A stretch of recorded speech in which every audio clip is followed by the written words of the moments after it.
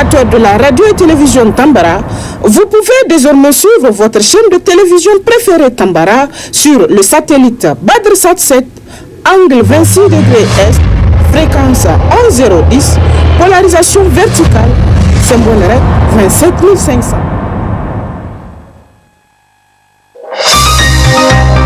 Suivez le journal avec STM Transport Voyageurs, une nouvelle façon de voyager.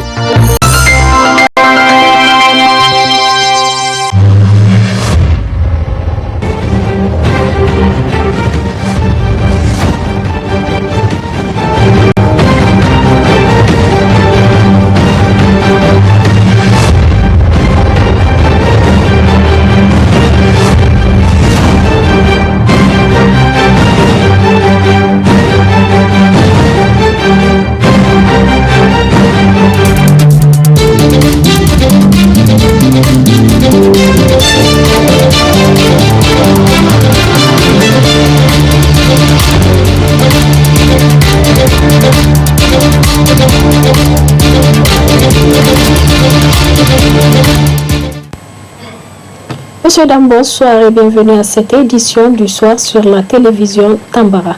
Poursuite des travaux en séance plénière de la première session ordinaire au titre de l'année 2022, dite session des lois de l'Assemblée nationale. 2 points étaient inscrits à l'ordre du jour de cette session de ce matin, présidée par le premier vice-président de l'Assemblée nationale. Compte rendu Zainab Gagara et Ibrahim Kantama. 2 points sont inscrits à l'ordre du jour de cette séance plénière de ce lundi 20 juin 2022, à savoir le projet de loi modifiant et complétant l'ordonnance numéro 2010-85 du 16 décembre 2010, portant statut de l'opposition et le projet de loi fixant la composition, l'organisation, la compétence et la procédure à suivre devant les cours d'appel de commerce. En présence du commissaire du gouvernement, le ministre de la Justice, M. Ikta Abdoulaye, et le ministre de la Communication chargé des relations avec les institutions, le premier projet de loi portant statut de l'opposition a été voté avec 120 voix pour, 0 contre, 0 abstention. Et le deuxième projet de loi fixant la composition, l'organisation, la compétence et la procédure à suivre devant les cours d'appel de commerce a été voté avec 102 voix pour, 0 contre, 0 abstention. Le président de la commission saisie au fond, commission des affaires générales et institutionnelles, à la sortie, a rappelé les objectifs visés à travers le vote de ces 2 projets de loi.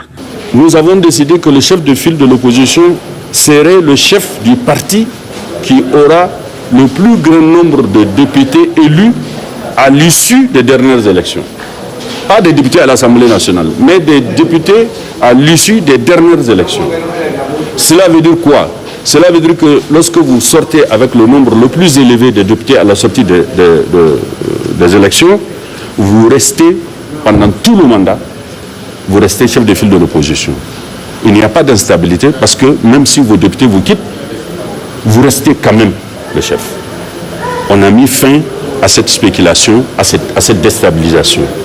Nous lui avons fait un cabinet, nous lui avons donné des avantages pour qu'il vive de façon à ce que le besoin ne l'amène pas à composer avec le gouvernement s'il n'a pas besoin de composer avec le gouvernement. Parce qu'il est sécurisé. Il a sa sécurité, il a ses avantages, il a son cabinet pour travailler avec lui. Nous avons fait tout cela et nous lui avons donné les prestiges qu'il faut pour que ces militants le considèrent comme une personnalité qui compte dans la République. Les membres de l'opposition de l'Assemblée nationale sont tellement satisfaits et heureux de cette disposition qu'ils ont demandé à ce que nous nous mettions tous ensemble pour faire revivre le CNDP. La Cour d'appel de commerce, ce qui existe actuellement, ce sont des chambres. Et ces chambres-là entassent des dossiers. Et vous savez, les affaires du commerce, elles requièrent une célérité. Il faut que les choses se passent très vite. Vous avez de l'argent avec les gens, vous avez un contentieux avec les gens, vous avez des commandes à passer. Si quelqu'un vous bloque, même pendant 1 semaine, 2 semaines, vos affaires deviennent compliquées. Donc on a créé désormais un tribunal et une cour. Ce n'est pas des chambres, ce n'est pas dans un tribunal qu'ils ont des sections. Non, non, non. Maintenant, c'est spécial, c'est une cour spéciale qui traite que des affaires du commerce. Et des délais ont été déterminés, au bout desquels, si votre affaire n'est pas vidée, vous avez le droit de contacter l'organe de discipline pour interpeller le juge, pour que le juge traite votre affaire à temps.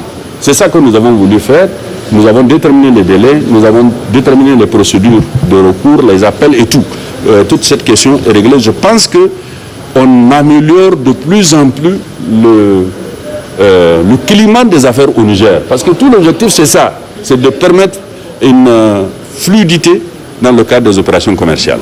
À noter que les travaux en séance à plénière reprendront le mardi 21 juin 2022 avec à l'ordre du jour l'examen et vote du projet de loi modifiant la loi numéro 2012-28 du 18 mai 2012 portant statut autonome du personnel enseignant-chercheur des universités du Niger et le projet de loi modifiant et complétant la loi numéro 2019-33 du 3 juillet 2019 portant répression de la cybercriminalité au Niger.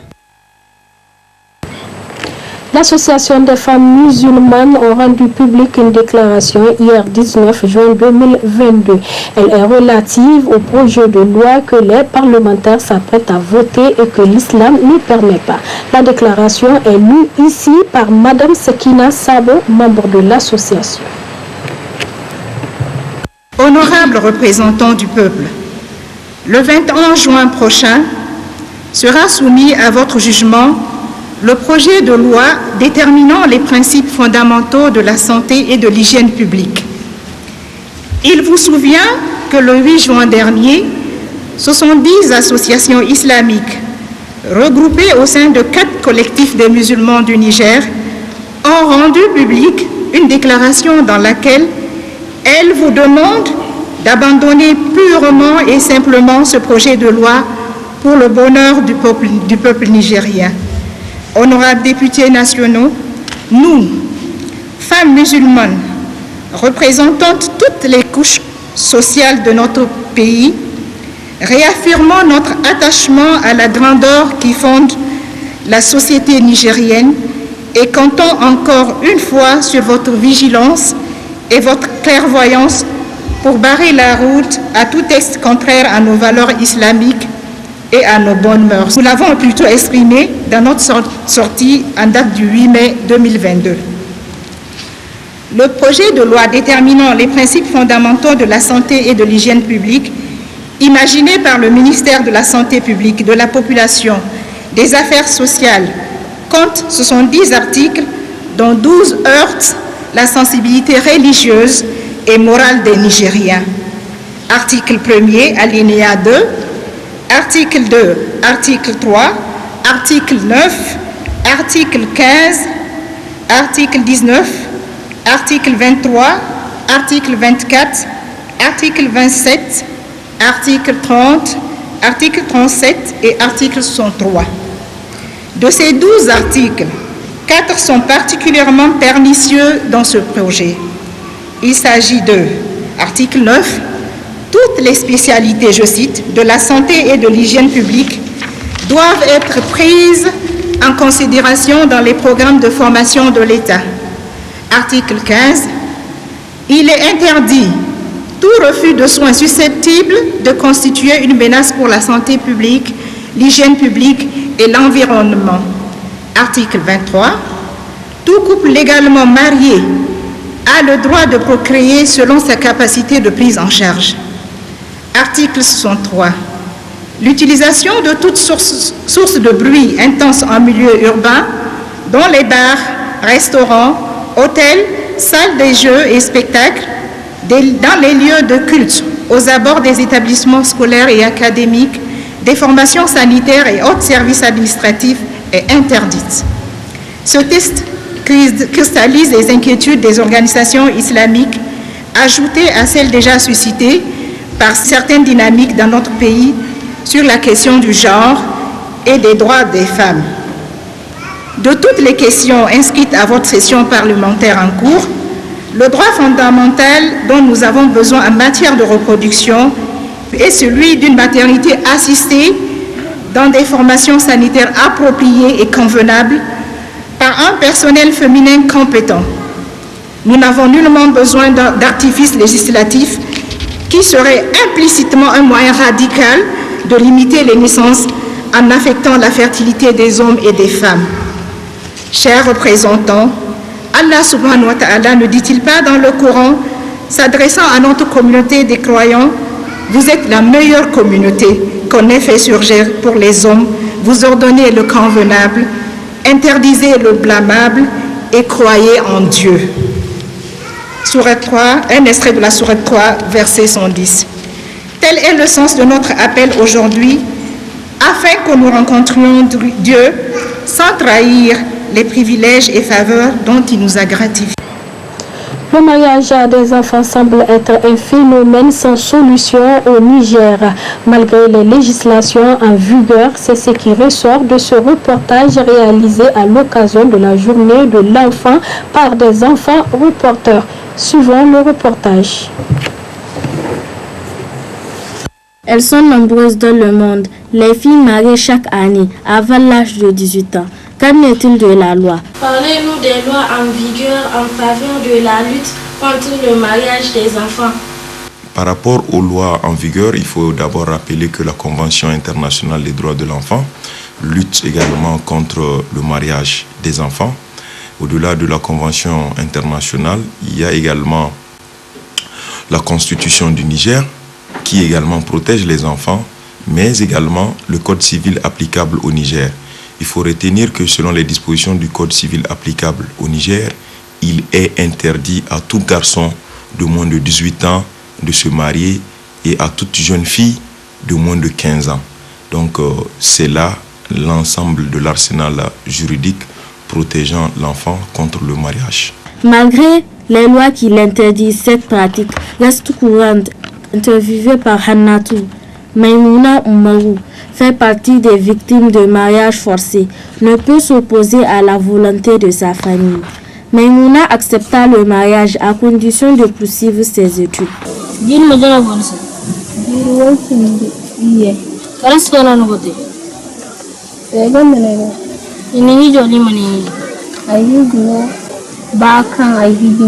aigo kato ya mekal aigo hamdu madango sa ne to kuma aigo bato no nan aigo bakan si aigo me ai kunya gana aigo ko jam wani izo ni sindo yang ba ce enen gina wato no go nin bi kuri kuma no wallahi ta tun su inda no dun kuri ne ni me ko lona ne gingana wala singana ai sun yaran zai sai amalai sun mun ga ai fito kaka inda yin su hamda shadno ane a ga san mu ai ne to ba kan sai ne fitan da shi jamino ai ne aiwo duman ta ai dukkan mu ai su biya ne su a yadda mu ce ai dukkan bon a ga yi abun ne da san da zan kan ni da ne ni sai fa mata no a wani da ake ko kuma yadda when I had to buy so I would be Sunday so I would do and came on me like and yara come iru salsa no so sai ko sai la kai I would do so I could do hai kan I do ba dir sai ba asino ba da ne ai so ai wai din ba ne da musarni ya ce kuma ai da ya ai ba ai ba ai so no ko ne asino ne. Beaucoup d'efforts sont mis en œuvre pour lutter contre le mariage des enfants. Qu'est-ce que vous faites pour lutter contre le mariage forcé ou d'enfants? Nous faisons des mécanismes de lutte contre ce fléau à travers le maintien des jeunes, filles et garçons, de l'enfant à l'école, parce que c'est également une solution pour repousser le mariage des enfants et décourager le mariage des enfants. Au-delà de ça, nous passons à la sensibilisation des parents, des enfants, des leaders communautaires et religieux pour leur dire que, attendez, les enfants ont mieux à faire que le mariage. Parce que le mariage, c'est bien, mais après 18 ans, c'est mieux. Si une fille vous demande de secourir pour empêcher son mariage, quels sont vos recours? En cas d'alerte, nous intervenons de manière diplomatique. Dans un premier temps, nous allons essayer de rencontrer les parents de la jeune fille pour lui montrer le manque d'intérêt de cette fille pour cette union que ces derniers veulent célébrer. Donc souvent, nous tombons sur des parents qui comprennent et qui acceptent de renoncer et tout ce qui s'ensuit. Au-delà, souvent, on tombe sur des parents qui résistent et là, automatiquement, nous touchons les leaders religieux et les leaders coutumiers pour leur dire que voilà, nous sommes confrontés à une situation un peu délicate, qu'il y a une fille peut-être âgée de moins de 18 ans ou souvent dans les cas de mariage forcé, nous leur expliquons que cette dernière est venue vers nous pour nous dire qu'elle ne veut pas de la célébration de son mariage et qu'elle a besoin d'assistance. Et là, souvent, c'est ça, je prends en référence le chef de canton de Hamdallaye, pour qui je fais une mention spéciale parce qu'il a aidé plusieurs jeunes filles dans des cas très délicats. Donc, souvent, ça échoue au niveau des leaders religieux et coutumiers. Donc là, nous sommes appelés à faire appel à la force publique. Votre appel à l'endroit des autorités publiques sur les dérivés constatés. Il faut d'abord les remercier parce qu'aujourd'hui, vous avez constaté au niveau de la gendarmerie, au niveau de la police, vous avez des pôles qui luttent contre les violences faites aux enfants. Donc du coup, on les remercie pour cela.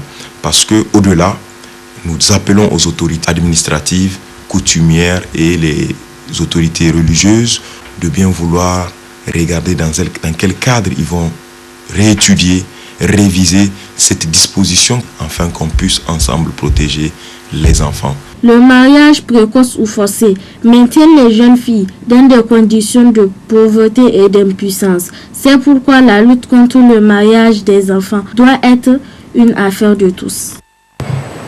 Nous sommes en pleine saison pluvieuse et c'est le moment du palu. Qu'est-ce que c'est que le paludisme? Comment se traiter et comment se protéger? Réponse à toutes ces questions dans ce reportage. Le paludisme est une maladie parasitaire qui se transmet par les pics des moustiques. Cette maladie est fréquente, surtout en cette période de saison pluviale. C'est une maladie très dangereuse pour la population en général et pour les enfants et les femmes enceintes en particulier. Elle se manifeste par des excès de fièvre, des vomissements, des maux de tête et c'est aussi une maladie qui peut conduire au décès du malade. Le paludisme, c'est une maladie qui entraîne donc la destruction des globules rouges donc par le biais donc de l'infestation par le parasite dans le corps humain et se manifeste par la fièvre, une fièvre assez élevée donc avec des maux de tête, donc des courbatures et ça peut aussi se manifester par d'autres symptômes qui ne sont pas ordinaires tels que les diarrhées, les douleurs abdominales. Donc, il y a aussi des signes qui peuvent apparaître d'emblée, comme certaines complications liées à soit l'hyperthermie ou à l'état métabolique du patient. Déjà des signes de type convulsion, délire chez la personne. Le paludisme, c'est une maladie qui cause assez de soucis donc, au niveau de la population, qui a assez de problèmes. Et ça fait vraiment partie d'une des priorités donc, de lutte du ministère de la Santé publique parce qu'elle touche des tranches d'âge de la population qui sont les plus vulnérables, dont les enfants et les femmes enceintes. Donc la raison pour laquelle en fait, donc, beaucoup de stratégies ont été employées ou utilisées pour pouvoir d'abord prévenir le paludisme donc, chez ces personnes vulnérables. Donc nous allons parler donc, de la prévention du paludisme donc au niveau individuel, donc l'utilisation de moustiquaires imprégnés et l'administration donc de la chimioprophylaxie contre le paludisme saisonnier qui s'est fait chaque année donc pendant la saison des pics, donc pendant la saison des pluies, où on pense que c'est pendant cette saison-là où il y a beaucoup plus de cas de transmission du paludisme chez les enfants et les femmes enceintes. Maintenant, au niveau des femmes enceintes aussi, lorsqu'elles se rendent en consultation prénatale, donc la prévention aussi consiste à leur offrir donc des moustiquaires imprégnés pour les prévenir de la piqûre contre des moustiques. Il y a aussi l'administration du traitement préventif intermittent qui est une administration donc, des molécules de médicaments régulièrement à la femme enceinte afin de prévenir le paludisme. Tout ça pour lutter contre des complications chez la femme enceinte du genre fausse couche, donc des avortements chez la femme enceinte, la mort fétale in utero, c'est-à-dire que le fœtus même peut mourir dans le ventre de sa mère, ou est-ce que la femme accouche, donc le bébé va avoir un petit poids de naissance qui est une situation qui est préjudiciable à la survie de l'enfant.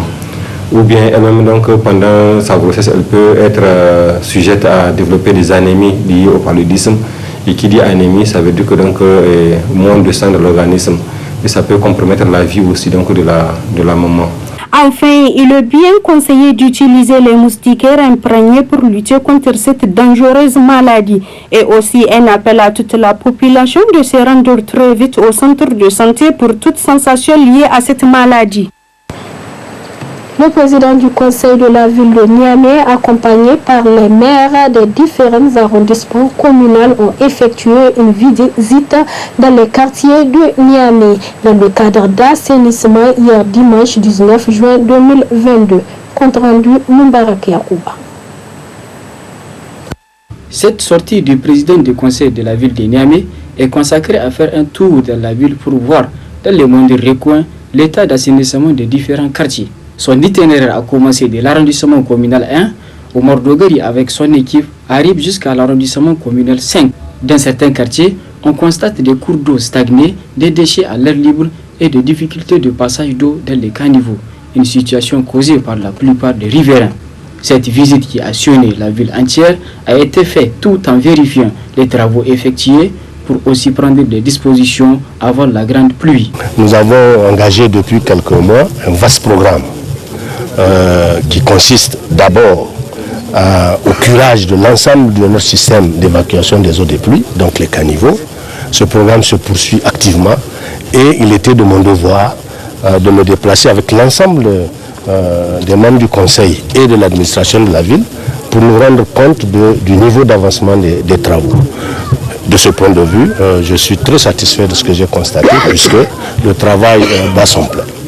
D'ores et déjà, j'ai donné des instructions à mes services pour que partout soient entrepris des travaux de reprofilage et de tranchées pour que le surplus des eaux soit évacué en attendant qu'on fasse des études plus poussées pour savoir ce qu'il faut faire pour mettre nos populations à l'abri.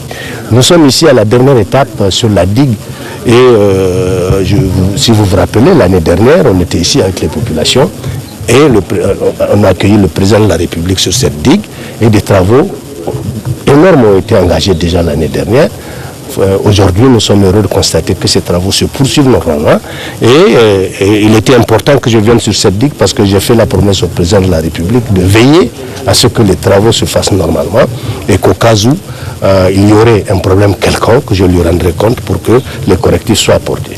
Fort heureusement, aujourd'hui les choses se passent à peu près normalement. Les quelques petits soucis qu'il y a en liaison avec la population, la collectivité et les entreprises, nous allons les juguler de façon à pouvoir permettre que la digue soit entièrement relevée et que nous puissions dormir, qu'on puisse dormir un peu plus tranquillement que d'habitude. Cette tournée vraiment m'a permis de me rendre compte du niveau de mobilisation des populations, du niveau de mobilisation des services de la ville de Niamey, du niveau de mobilisation des élus pour que nous puissions vraiment ensemble travailler à ce que Niamey ne soit plus une zone anxiogène quand la saison des pluies s'annonce. Oumar Dogari a terminé son allocution avec un appel de la responsabilité aux citoyens. J'appelle donc au civisme de chacun pour que les passages d'eau soient préservés, pour que nos ordures ne prennent pas le chemin de nos caniveaux,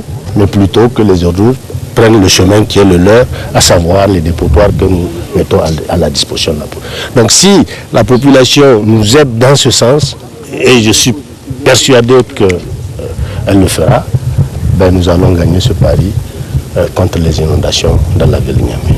Pour que la ville de Niamey reste une capitale propre dans sa totalité, il faut l'engagement de toutes les couches sociales. La L'observation des migrants en détresse OMD et IFTIC ont organisé le samedi 4 juin dernier une conférence débat sur la migration à l'intention des futurs journalistes et communicateurs pour qu'ils puissent mieux appréhender le phénomène. Le thème, c'est médias, immigration, risques et atouts.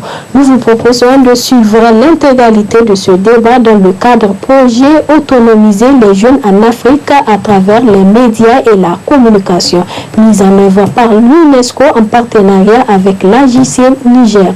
Bonne réception.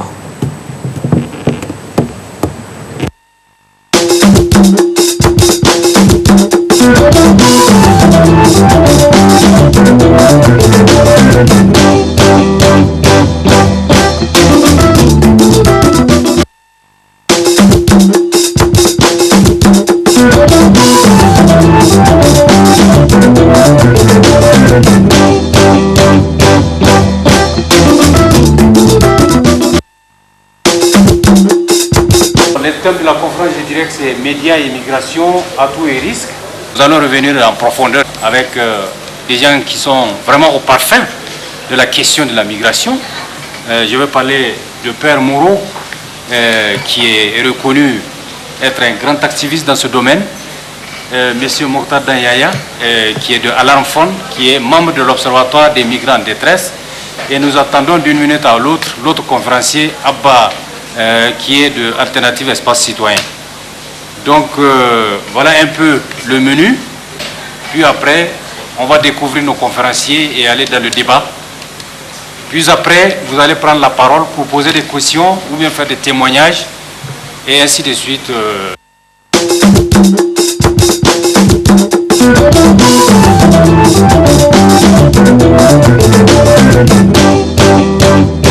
L'OMD, c'est une plateforme qui regroupe plusieurs organisations, mais qui ensemble ont la mission ou l'objectif de promouvoir le libre de partir et libre de rester. La question de la migration sur presque tous les pôles, c'est le côté qui n'est pas bénéfique qu'on parle de la migration. Donc l'Observatoire migrant en détresse a d'abord pour objectif de promouvoir la liberté de circulation, le libre de partir, comme je l'ai dit, le libre de rester. Donc dans son sein, vous avez plusieurs organisations telles que Alarm Fund dont je représente. Il y a aussi l'Alternative Espace Citoyen, représenté ici par M. Hassan Bouka, et le service pastoral migrant du Père Mauro, que sans doute vous connaissiez, et aussi l'association des journalistes sur les questions de migration et sécurité qui est l'AJSM. Et l'USTN, qui est l'Union des syndicats des travailleurs du Niger. Donc, vous voyez, dans l'OMD, il y a presque toutes les organisations ou des organisations qui travaillent sur toutes les thématiques, principalement en ce qui concerne les droits des migrants. Il y a aussi, sans oublier, la CNH, la Commission nationale des droits humains. Il y a les journalistes, il y a Alternative Espace Citoyen qui est si je peux dire, l'organisation mère de la société civile ici, parce que presque toutes ou beaucoup d'organisations de la société civile ont vu le jour alternatif, tout comme Alarm Fund dont je représente. Et donc, je peux dire que vous avez presque tous les groupes pour bénéficier en tout cas du savoir de ce que OMD il fait. Bien, voilà. Merci beaucoup, bien, Mokhtar. On va directement donner la parole à Père Moreau. Voilà. Vous avez la parole. Bonjour à vous. C'est un privilège d'être devant si beau visage que vous avez. Le visage jeune qui cache en nous-mêmes ce que le migrant cherche. Un futur différent, qui est déjà écrit dans nos yeux, dans nos désirs, dans nos attentes, d'une vie différente, d'un monde différent, où il n'y ait pas de murs et de barbelés qui sillonnent les frontières, mais plutôt des ponts qui unissent les deux rives. laissez-moi, avant de lire ce passage, qui va être un peu comme la base de mon départ, que nous fassions juste un petit moment de silence. Depuis le début de l'année, dans la mer Méditerranée, il y a eu au moins 600 personnes mortes. Depuis le début de l'année. On est juste à la moitié de l'année, plus ou moins. Et la plupart de ces personnes viennent de notre continent, et en particulier de l'Afrique subsaharienne.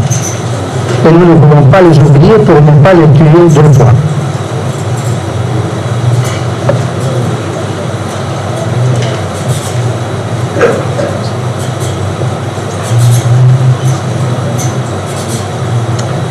Merci. Voilà. Père Moreau m'a chargé de lire ce texte, qui est un texte du quotidien de Sahel, et qui met en exergue la question de la migration.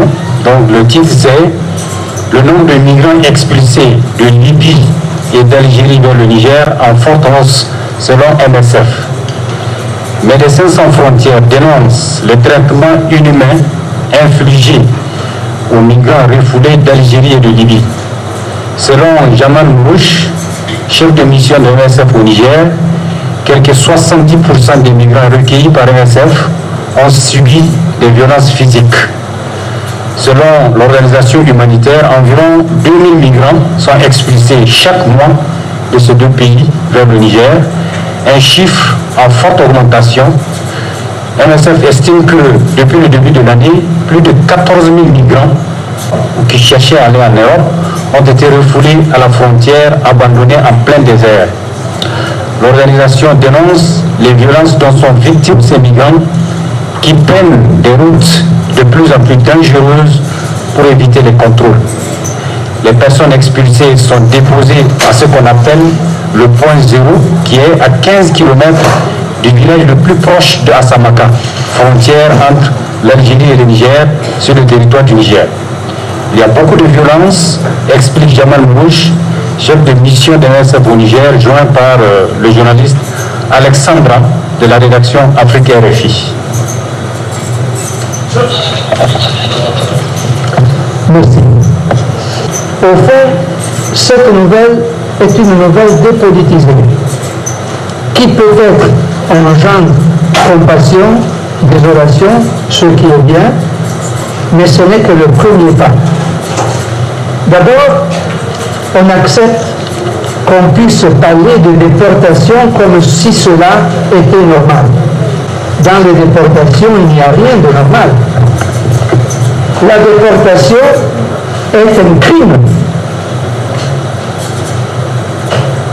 Imaginez si nous étions à la place de ces gens, un de nos frères, un de nos sœurs.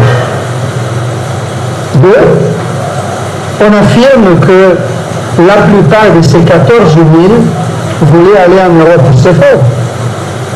C'est faux. Peut-être une partie. Mais d'autres allaient chercher du travail simplement, d'opportunités d'études, ou simplement un lieu de refuge. Parce que parmi les migrants, il y avait aussi un milliard de réfugiés. Et surtout, on ne dit rien. Pourquoi les gens sont obligés à chercher des chemins dangereux? Comme si cela était normal. Dans cela, il n'y a rien de normal. À ma connaissance, l'Algérie est un pays africain, tout comme la Libye. Et pourquoi des Africains déportent des Africains? Pourquoi? Comment nous pouvons oser ça sur ce sol sacré qu'est l'Afrique? Et cela devrait vous concerner. Pour que nous aussi, en tant qu'Africains, nous apprenions que nous n'avons pas le droit de déporter d'autres Africains comme nous. Parce qu'au Maroc, c'est la même chose. Il y a aussi les mots que nous devons utiliser. Parce que les mots ne sont pas innocents. Il n'y a aucun mot qui soit innocent. Parce que quand je dis à une personne, tu es clandestin. Mais moi, j'ai déjà mis un tampon sur son visage. Quand je lui dis tu es irrégulier ou illégal, mais dans ce monde, qui est légal? Qui d'entre nous a demandé à venir ici?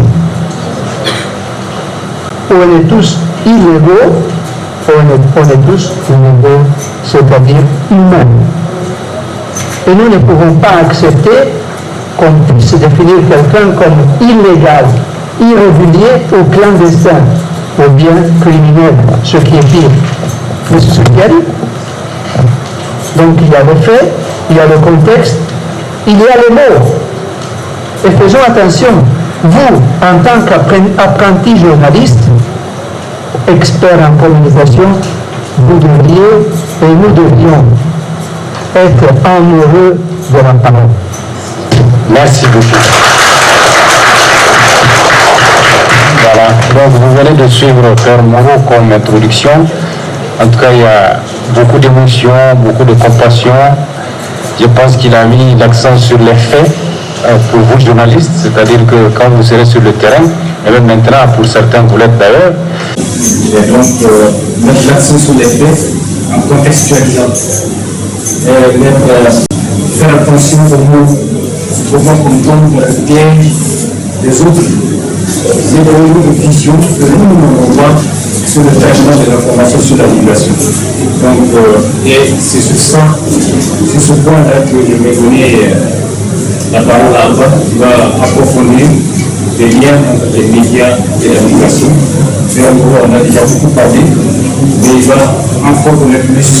Et je vais bien que vous l'écoutiez, et puis après on va passer aux questions-réponses. Monsieur Abba. Bonjour à tout le monde. Alors moi, je voudrais bien vous dire un mot sur le lien entre migration et médias. Généralement, les journalistes ont le bord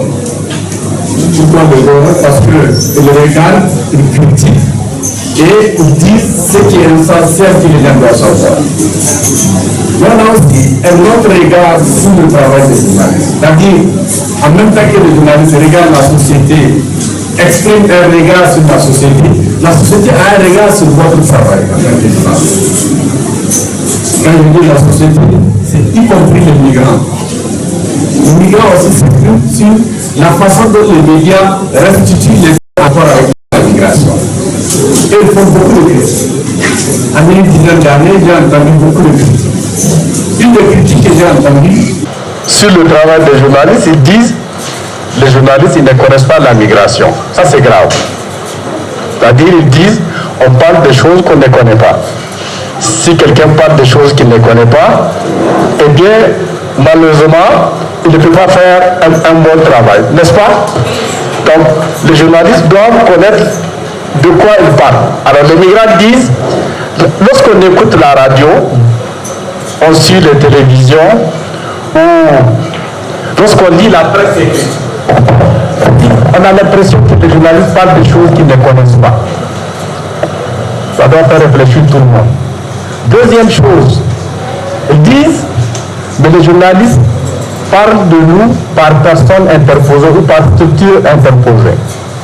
C'est-à-dire que les migrants sont là dans la salle, vous voulez parler de migration, mais au lieu d'aller les voir, vous partez voir un armophone qui vous parle des migrants qui sont là. Est-ce que vous comprenez? C'est-à-dire que vous avez l'impression qu'il n'y a pas un contact direct. Les migrants, les journalistes ne passent pas à la source chercher l'information. Ils attendent toujours Reuters, Agence France Presse, n'est-ce pas? C'est comme ça qu'on les appelle. Tous les vendeurs, ces grossistes de l'information. Donc, les migrants reprochent cela. Ils reprochent beaucoup d'autres choses. Ils disent par exemple, le sort des migrants est toujours lié à quelque chose de négatif, à la violence, au trafic de drogue. Ce qui est à la mode, vous le connaissez, c'est le trafic des êtres humains, ou le trafic illicite des migrants selon une loi très connue dans ce pays, la loi 2015-036 contre le trafic illicite des migrants. Vous avez donc ce regard aussi sur le travail. Et du coup, on se pose, mais finalement, est-ce que les journalistes font bien leur travail sur la migration? S'ils ne le font pas, pourquoi? Ce qu'on dit aux journalistes ici à l'IFTI et ailleurs, c'est que le journaliste, c'est avant tout quelqu'un qui collecte, qui traite et diffusent l'information. C'est bien ça. Alors, un des problèmes apparemment, c'est dans la collecte. Comment est-ce qu'on collecte l'information en rapport avec les migrants? Prenons simplement le cas de notre pays. La plupart des choses qu'on dénonce ne se passent pas à Niamey. Parfois à Niamey, les migrants passent inaperçus. On ne dirait pas la même chose de la ville d'Agadez. On ne dirait pas la même chose à Asamaka. On est déjà loin de Niamey. On ne dirait pas la même chose à Djikou, à Sikidim. Parfois, les choses se passent à des centaines, voire des milliers de kilomètres de là où on se trouve. Pourquoi je parle de Niamey? La plupart des organes de presse sont à Niamey, n'est-ce pas? Vous en avez rare comme Alir Info, vous en avez très peu en région. C'est peut-être des choses qu'on pourra corriger. Les radios encore, ça va, on peut en trouver des radios communautaires un peu partout. Mais généralement, la presse écrite, les chaînes de TV sont concentrées au niveau de la capitale. Donc, un des premiers défis pour les journalistes, les choses se passent loin de nous. Pour aller à Asamaka d'ici, si vous louez un véhicule, il vous faut au moins une location de 3 jours pour arriver à Asamaka et peut-être 3 jours pour revenir à Niamey. Bon, si vous dormez à Tawa, comme on le fait, il vous faut au moins 4 jours. Alors, comptez une dizaine de jours de location de véhicule si vous devez aller à Asamaka. Qu'est-ce que ça veut dire? Vous louez un véhicule à au moins 60 000. Bonjour. Vous louez un véhicule à au moins 60 000. Alors 10 jours, ça vous fait 600 000. Pour les rédactions de ce pays que je connais, alors si vous faites la proposition à votre rédacteur en chef en lui disant j'ai besoin de 600 000 pour aller à Samaka faire un reportage, on va dire mais vous êtes fou, hein, vous pensez qu'on a 600 000 là. Bon, vous renoncez. Si vous avez de la chance, vous le ferez une fois l'année. Or la migration c'est tous les jours, c'est les 12 mois de l'année. Si vous voulez traiter de la migration, vous en parlerez presque tous les jours. Ne vous pouvez pas aller sur le terrain. Aller à Samaka, j'ai fait l'expérience extrêmement difficile. Vous êtes exposé au même risque que les migrants. On a tenté une fois alternative de le faire. On s'est perdu pendant 6 heures de temps. On a eu de la chance. Beaucoup de migrants ont laissé leur vie dans ces conditions. L'effet des migrants se passe loin des caméras, loin des regards. Pourquoi? Parce que la plupart des politiques qu'il y a dans nos pays criminalisent les migrants. Quelle est la conséquence? Si vous les criminalisez, vous les poussez loin des espaces où les gens peuvent venir les rencontrer. Au Niger, qu'est-ce qu'ils font? Ils passent cachés jusqu'à Agadez. Et même à Agadez aujourd'hui, ils sont cachés. Il y a un moment où dans les ghettos, dans la ville, vous pouvez les rencontrer. Ils sont aujourd'hui dans des jardins. Je pense que Mokhtar peut le confirmer. Ils sont à la périphérie. Ou alors, ils ne vont pas à Agadez. À partir du goudron, ils ont des guides, des chauffeurs qui connaissent le terrain. Ils guident jusqu'à Bilma, jusqu'à Dikou, Sigidim, et ils essaient d'aller vers l'Algérie ou la Libye. Donc, ils sont loin de regard. Ce n'est pas propre au Niger. Au Mali, lorsque les migrants arrivent, ils commencent à être visibles à partir de Gao. Gao est à 1200 km de Bamako. De Gao, ils remontent vers Kidal et ils remontent au nord. Et ils sont dans des espaces où les journalistes ont du mal à aller les rencontrer. J'ai fait l'expérience du Mali jusqu'à la frontière algérienne. Là où ils sont, vous avez le dernier poste militaire malien. Quand nous nous sommes aventurés il y a quelques années, les militaires nous disent mais vous êtes qui? Vous venez d'où? Vous ne savez pas qu'on ne vient pas ici. Et vous dites, on ne vient pas ici. Mais on leur dit, mais on veut rencontrer, et les gens qu'on veut rencontrer sont ici. Vous dites, en tout cas, c'est à vos risques et périls. Ils sont sur une bande de terre de 3 à 5 km que ni l'Algérie, ni le Mali ne contrôlent. Donc, si vous partez, c'est à vos risques et périls. Bon. Si vous hésitez, qu'est-ce que vous dites? Vous dites, ah, il faut que je retourne. Vous n'irez pas les voir. La même chose, par exemple, au bord de la Méditerranée. Pourquoi je le cite? Au bord de la Méditerranée, ce sont des zones de départ vers les côtes européennes. Là, vous les avez par exemple sur une bande de terre entre le Maroc et l'Algérie. Pourquoi je parle de bande de terre? C'est une frontière fermée depuis 1994. Vous avez une zone où il y a une petite forêt. Les migrants sont là cachés, ils vivent. Ils ont ce qu'on appelle les tranquillos. C'est l'équivalent de nos ghettos d'ici. Ils disent, tranquillo mobile, tranquillo fixe, c'est une terminologie des migrants, pour spécifier le niveau des risques qu'on prend selon qu'on est dans tel ou tel tranquillo. C'est des zones pratiquement à l'écart des villes. Pour la petite histoire, il y a quelques années, le roi du Maroc avait voulu régulariser certains migrants. L'expression régulariser veut dire l'État vous reconnaît comme des personnes ressortissantes d'autres pays qui veulent essayer leur chance dans notre pays. Vous voulez travailler, vous avez besoin d'un carnet de séjour, mais l'autorité centrale vous reconnaît votre existence sur le territoire. Donc, lorsque le gouvernement a voulu régulariser, dit aux migrants, justifiez de 5 ans de présence sur le territoire marocain, puis je vous régularise. Les migrants disent, mais comment on justifie de 5 ans? Ils disent, mais amenez une facture d'eau, amenez une facture d'électricité vieille de 5 ans. Ils disent, mais nous, on vit caché dans la bourse, la facture, c'est pour ceux qui ont un compteur. Là où nous sommes, il n'y a ni eau ni électricité. Il a fallu faire appel à des ONG qui travaillent avec les migrants pour qu'ils certifient de qui est là depuis 5 ans ou non.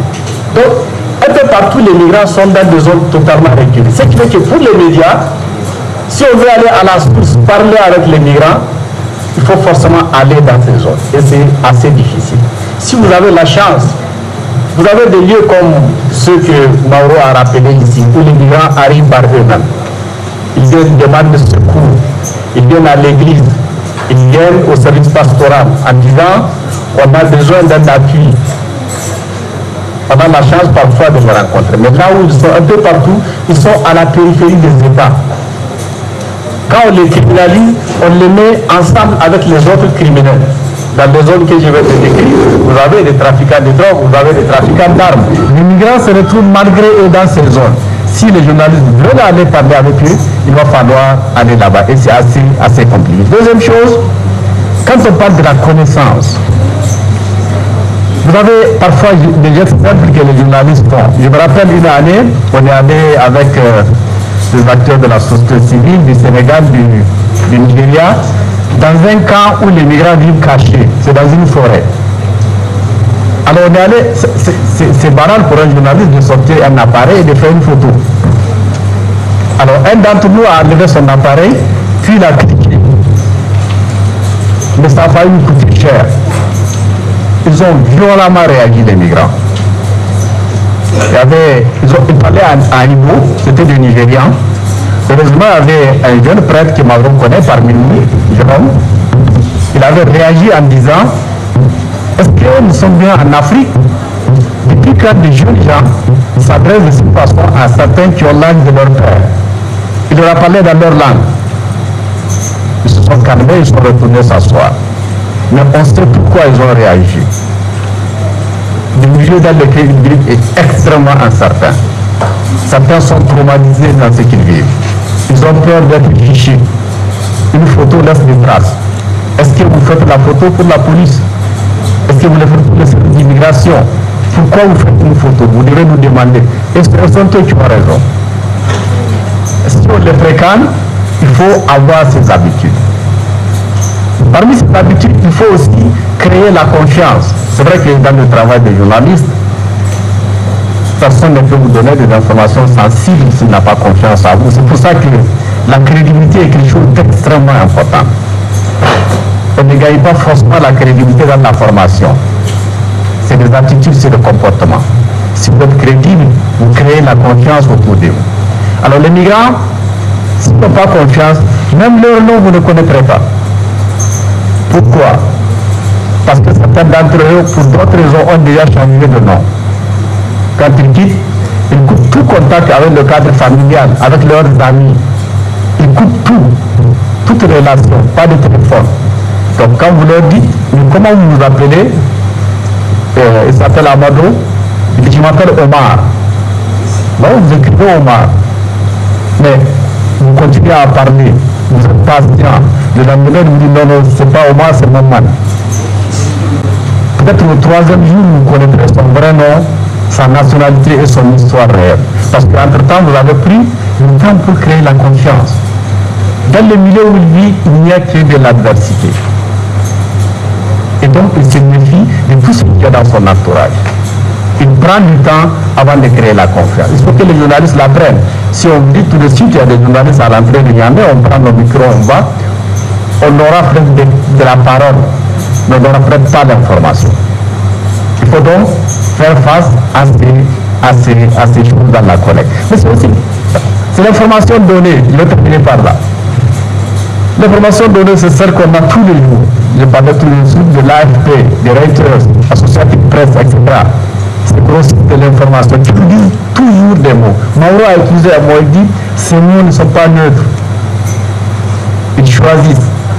Sur 1000 et un mots, ils choisissent un mot qu'ils placent. Ils disent clandestin, ils disent illégal, ils disent irrégulier, etc., etc. Ils choisissent. Mais parce que nous, on n'a pas accès à la source, on reproduit cela. Il y a une dizaine d'années, on m'avait demandé, des collègues m'ont dit, mais comment la presse nigérienne, la presse écrite, traite l'information sur l'immigration. J'ai produit un rapport qu'on peut trouver normalement sur Internet. Alors, ce qu'on voit, c'est qu'il n'y a pas un choix pour dénigrer, dévaloriser les migrants, mais on reprend des choses sans mesurer les conséquences.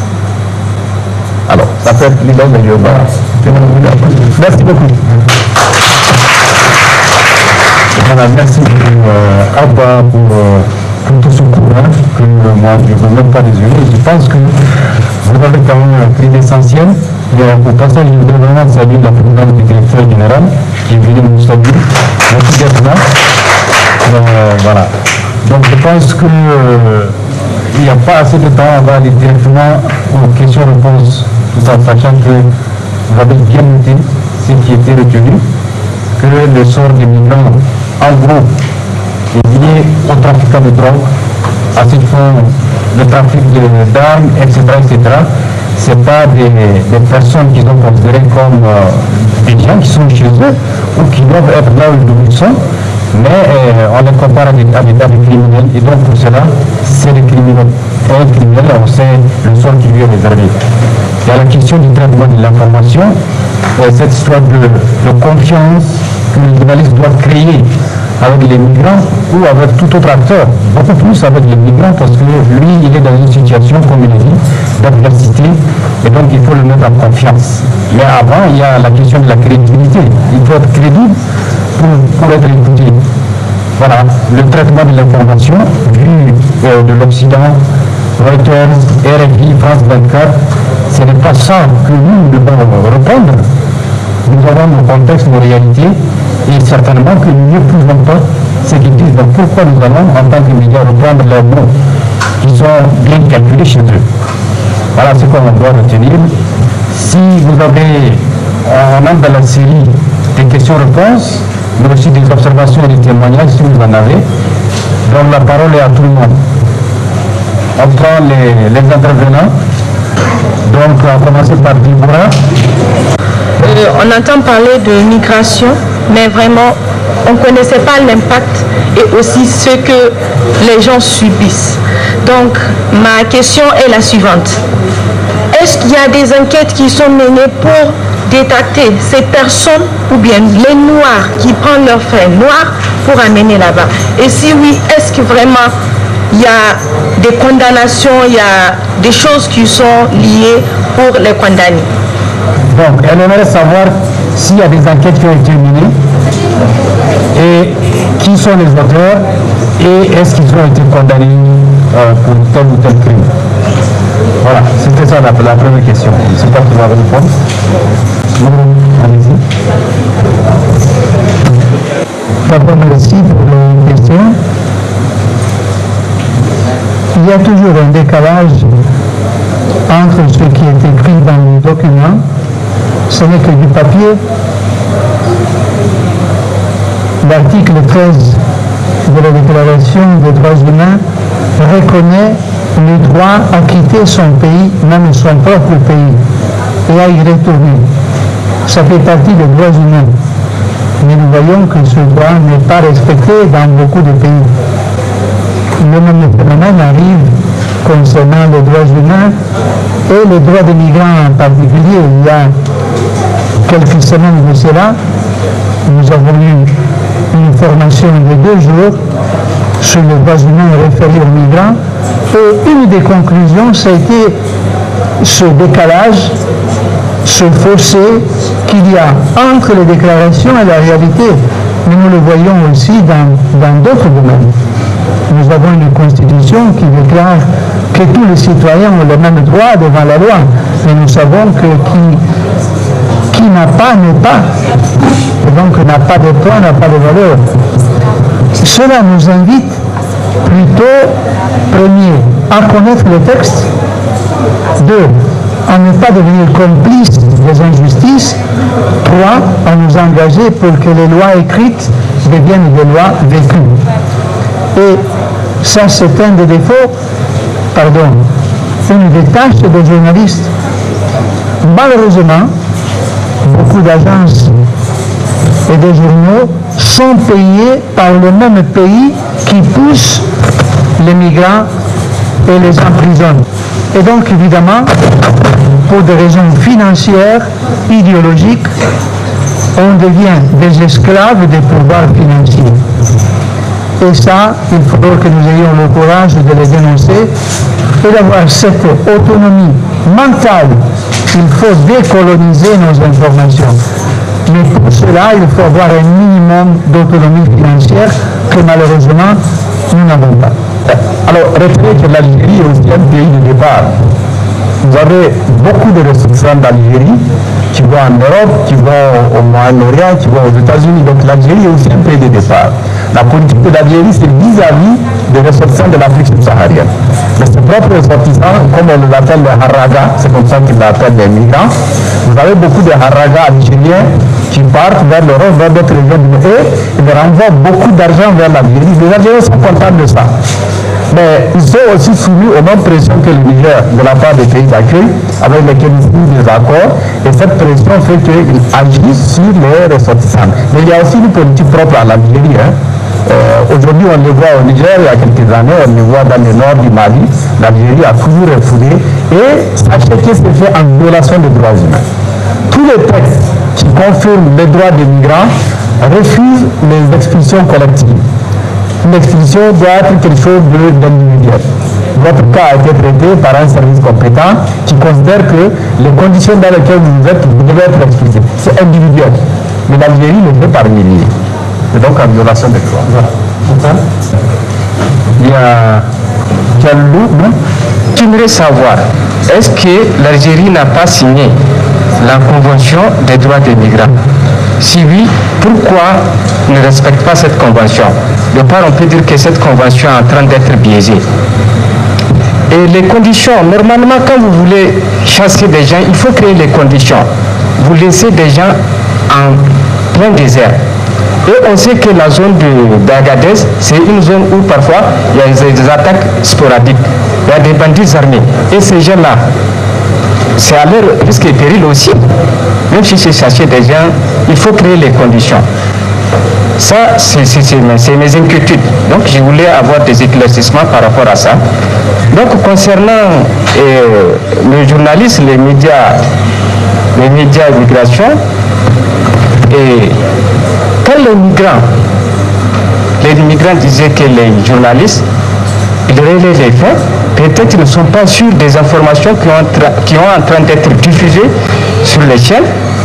Mais d'un côté, est-ce que les conditions dans lesquelles les journalistes travaillent, est-ce qu'ils peuvent traiter l'information comme on le veut? L'autre question, c'est toujours par rapport à l'Algérie. Est-ce que l'Algérie a une convention, ou bien est-ce qu'elle est liée à la Convention des droits humains?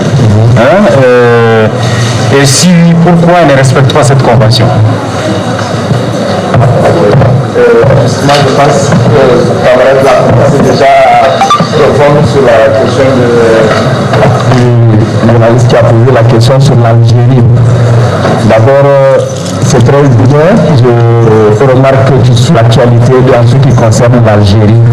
D'abord, l'Algérie est un État membre des Nations Unies qui en elle-même de la Déclaration universelle des droits humains, dans son article 13, donne le droit à la liberté de circulation de tout individu. Donc, en refoulant les Africains ou les Sud-Sahariens, déjà là, l'Algérie bafoue ce droit universel.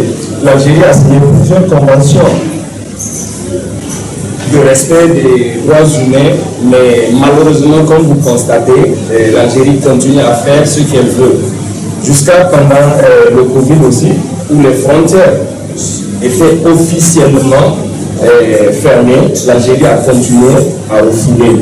Mais c'est toujours la question des lois, comme l'avait dit tout à l'heure Mao, que ce n'est pas seulement le papier, ce n'est pas seulement signer des conventions, mais c'est l'application. Et ça, c'est partout.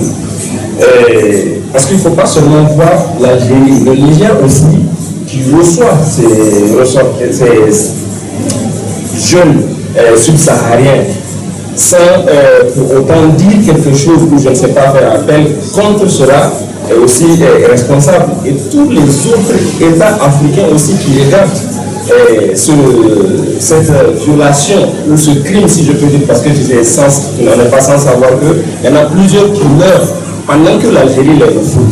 Il y a toujours des droits, même la loi qui dérange aujourd'hui les migrants et nous tous acteurs de la spécialité qui veut promouvoir la liberté de circulation, qui est la loi 036-2015, est faite pour traquer les trafiquants ou ceux qui mettent les migrants en situation d'irrégularité. Mais malheureusement, cette loi, au lieu de traquer les criminels, c'est plutôt les migrants qui en souffrent encore. Donc, ce n'est pas les lois, ce n'est pas les conventions, mais c'est l'application qui est le problème.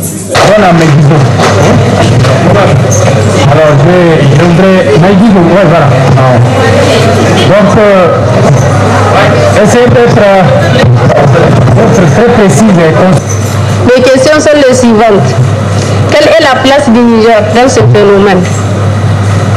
À l'état actuel, où sommes-nous par rapport à ces problèmes qui gangrènent le monde entier, j'allais dire? Est-il possible, d'après vous ou votre association, d'arrêter ces problèmes de la migration? Je pense que ça répond un peu à la question de Rachia Megizo, qui demandait quelle est la place du Niger dans ce phénomène. Et où sommes-nous? Est-ce qu'il est possible, quel rôle, tant c'est pour l'association, quel est le rôle de l'ORD dans cette affaire de migration des migrants des migrants qui sont maltraités, violentés, parce que juste ils voudraient aller de l'autre côté. Voilà. Alors, l'Observatoire migrants en détresse est né en 2015 à partir d'une expérience réelle de travail avec les migrants, pas seulement de réflexion sur les migrants ou l'immigration, un travail réel qui a su confédérer des réalités qui sont sensibles, 1. à la dignité des migrants, 2. au respect de leurs droits, 3. à la conscientisation de la société pour que tous ces abus cessent. Et en plus, essayer de valoriser l'histoire des migrants pour qu'elle devienne une occasion pour changer notre société, notre mentalité et les causes qui engendrent la violence, c'est les injustices, l'exclusion, la marginalisation des peuples ne doit pas devenir la règle ou la normalité d'une société. Je l'avais dit quand j'étais venu à moi, que les migrants sont comme le miroir de notre société. La manière dont nous traitons les migrants montre ne montre pas les migrants, montre ce que nous sommes. En excluant les migrants, en les criminalisant, en réalité, nous montrons notre visage qui exclut, et donc nous devenons complices. Laurent. Merci. On va donner la parole à Laurent pour que vous dire. C'est une plateforme de plusieurs organisations qui regardent dans la même direction. L'accompagnement de la migration n'est rien d'autre que la liberté de circulation. Et cela, avant cette forme prise par la euromigration, était appelée autrefois au Niger les ordres. Et on caressait les zones ici.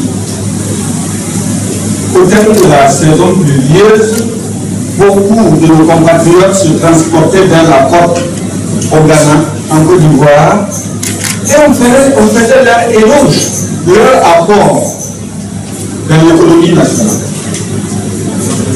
Les personnes ne les criminalisaient. De nos jours, ça a fait une autre tournure. Et le consortium qui est ONG est tout simplement de mener la lutte afin de conscientiser et à travers votre formation qu'est le journalisme, de révéler la vérité. Nous, sur le terrain, nous avons une activité de réparation. Ces gens-là, quand ils traversent les situations dont mes prédécesseurs ont cité, et dont certains parmi vous sont au courant, parce que c'est des plus cachés, en arrivant ici, ils sont, presque je dis, des demi-hommes. Ils se sentent plus humains. Après tout ce qu'ils ont subi, ils sont déshumanisés. On ne va pas parler du droit au désert là-bas. Le droit, ce n'est pas là-bas. C'est ici qu'on apprend un peu à relire. Donc nous avons une action d'accueil. Nous les accueillons. Voilà, nous les accueillons, ces migrants. Un accueil avec lequel, un accueil en essayant de leur donner une dignité. Accueillir, écouter. Vous savez que ces gens-là qui sont presque des sous-hommes, qui veulent les écouter, c'est des barrières. Et c'est cette petite action d'accueillir, de mettre en valeur ces gens-là, non pas comme des gens dominés de tout et qui viennent rechercher auprès de nous de l'aide, mais tout simplement ils viennent et nous les mettons en valeur. Quelquefois, il leur redonnons le sourire. Parce qu'avant de partir, ils finissent par sourire. Lorsque, à l'époque, on nous disait que quand on voyageait, on craignait en cours de route de ne pas croiser les lions. De nos jours, lorsqu'on voyage, quand on voit une personne de loin, on se demande de quoi on va être mangé. Ils viennent traumatiser, ils ont peur de l'homme. Il faut les approcher, les écouter, les mettre en valeur, en leur donnant la parole. Il y a des gens qui veulent juste qu'on les écoute leur histoire, ce qu'ils ont subi. Parce qu'ils ne savent plus, ils veulent quelqu'un qui s'intéresse à eux pour les écouter. Et c'est ça notre action. Il y a une assistance matérielle, mais elle est secondaire par rapport à ce que je disais. Ils se ressentent humains, ils réalisent qu'ils ne sont plus au désert, ils réalisent que l'homme était l'homme et qu'on pouvait lui faire confiance. Mais avant qu'ils rencontrent tous ces acteurs de la ville de Niamey ou de la sous-région qui font l'effort de l'accueil et de l'écoute et de l'accompagnement, dans l'accompagnement il y a plusieurs volets. Il y a la santé, certains arrivent ici, les femmes violées en désordre, les hommes massacrés en désordre. Tout cela, ça nécessite des accompagnements. Mais d'abord, psychologiquement, le traumatisme qu'ils ont subi, ils ont besoin d'un accompagnement pour être humanisés. Et sans différence aucune, non, pas de différence. Vous venez, dès lors que, effectivement, c'est ce type de personnes, nous essayons d'apporter notre petite contribution. Voilà, merci beaucoup.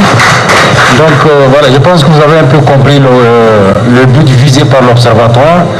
Bon, il y a aussi à côté la question des médias traitée par l'Association des journalistes sur la migration et la sécurité et l'immigration. Et donc nous mettons l'accent sur le traitement de l'information. Nous avons nos réalités, nous allons traiter notre information par rapport à nos réalités. Il ne faut pas prendre les dépêches de l'AFP et des médias occidentaux pour venir dire voilà, les migrants ont fait telle ou telle chose. Non, ça ne décrit pas la réalité.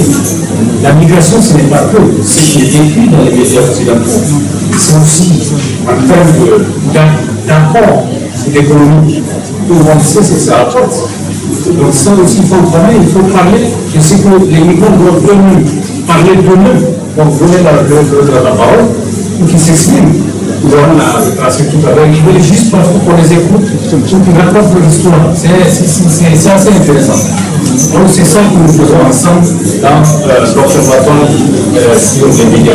Donc il faut revenir à la dernière question. Bonjour à la salle. Et moi c'est Ibrahim Abdraman, je suis étudiant aussi en journalisme audiovisuel, première année niveau supérieur. Donc merci pour cette communication sur le média, impact et atout sur la migration. Donc un passage m'a marqué lorsque notre cher conférencier disait que l'une des étapes qui marque la conception du travail du journaliste, c'est-à-dire la collecte de l'information, donc c'est très important, c'est là où les journalistes n'arrivent pas à aller jusqu'au bout pour collecter les informations. Donc c'est un problème vraiment qui nécessite ça, et que le problème de la migration c'est au quotidien. Ils ont dit ça. Donc, parce que c'est un problème de moyens, vous venez de dire ça, pour mobiliser 600 000 pour un reportage, surtout dans nos médias qui sont en place, c'est un peu difficile. Donc, je peux savoir par quel mécanisme le journaliste qui est appelé à élucider ce phénomène parvient à aller jusqu'au bout, collecter les informations pour les traiter. Surtout, ce n'est pas une question qui a besoin peu de temps, un peu de moyens. Donc, par quel mécanisme? Alors, il demande quel mécanisme, par quel mécanisme il faut passer pour faire face à ce problème-là et pouvoir traiter l'information. C'est cela, non? Voilà, donc c'est ça la question qui est posée. C'est la dernière question. Merci beaucoup. Oui, ça dépend de quelle langue qu'on choisit. Dans la ville de Niamey, on peut faire un reportage sur la migration. Vous avez beaucoup de communautés de migrants qui sont installées dans la ville de Niamey. Vous avez des Libériens, vous avez des Sénégalais, des Gambiens. Il y en a qui sont là depuis des années, depuis des décennies, j'allais dire. Il y a par exemple des associations des communautés ouest-africaines avec lesquelles nous travaillons autour de l'OMD, des Guinéens, des Nigériens qui sont installés. On peut toujours essayer de travailler avec aussi les conditions dans lesquelles les migrants vivent au Niger. C'est possible de le faire. Je prenais peut-être des cas parfois extrêmes, en rappelant les distances, les lieux où les abus se font. Généralement, les abus se font sur les zones frontalières. Donc là, mais dans la ville de Niamey, on a des migrants qui sont là installés, avec lesquels on peut travailler. On peut travailler sur la législation, sur la migration. On n'a pas besoin d'aller forcément sur le terrain. On peut faire le lien entre la législation et la pratique, mais on peut à partir de la ville de Niamey. Donc ça dépend du sujet qu'on choisit en fait. Donc, en fonction du sujet qu'on choisit, on peut traiter de la migration sans forcément aller dans ces zones extrêmes auxquelles je fais allusion. Merci beaucoup. Merci beaucoup. Merci à tous. Alors, je vais donner la parole, s'il vous plaît, 2 minutes à Père Moreau pour clôturer ces débats, cette causerie qui a été très riche. Je vous accompagne avec moi.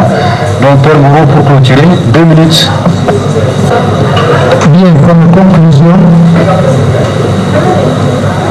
d'abord un remerciement pour cette opportunité politique que nous avons fait. Et à vous qui êtes là ce matin. Nous qui travaillons avec les migrants, nous sentons ce travail comme un privilège. Parce que travailler avec des gens qui ont dans les yeux et dans le cœur un monde différent, c'est un privilège. Tout migrant arrive avec un message. Le monde tel qu'il est, avec ses barrières, ses barrières, ses murs, ses frontières qui sont comme des épées, ce n'est pas notre monde. Nous vivons un monde différent où chacun peut aller là où le cœur le mène, pour qu'il puisse avoir des conditions de vie dignes de la dignité humaine. Voilà pourquoi c'est un privilège que d'accompagner et de recevoir ses frères et sœurs. De travailler avec les migrants, nous enseigne que nous sommes migrants. Parce que la vie est une migration. Nous sommes partis, nous pouvons dans ce monde et nous allons ailleurs. Nous sommes tous et toutes en transit. Et nous ne savons pas demain où nous serons. Qui vous parle a été en Côte d'Ivoire, au Libéria pendant la guerre, en Argentine, et depuis 11 ans au Niger, je me suis ensablé. Qui aurait jamais pensé qu'un jour je serais en Égypte avec de beaux visages devant moi? Donc la vie est une migration, et cela nous l'apprenons. Et croiser mes derniers, travailler avec les migrants nous rappelle que rien n'est plus précieux que la vie humaine. Ce n'est pas l'argent, ce n'est pas le pouvoir, ce n'est pas l'idéologie.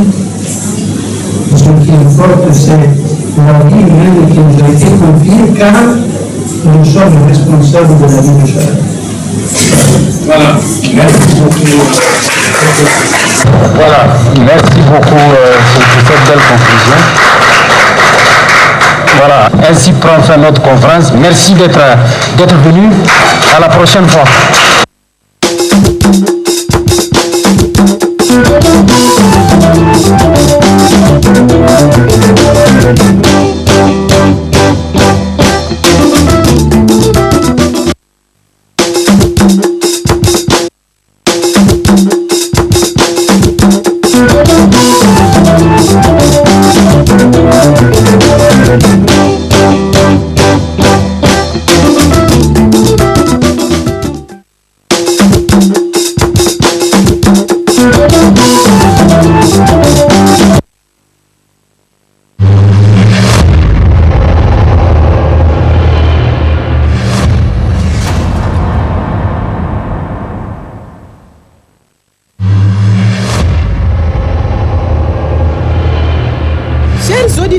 Téléspectateurs de la radio et télévision Tambara, vous pouvez désormais suivre votre chaîne de télévision préférée Tambara sur le satellite BadrSat 7, angle 26 degrés Est, fréquence 11010, polarisation verticale, symbole REC 27500.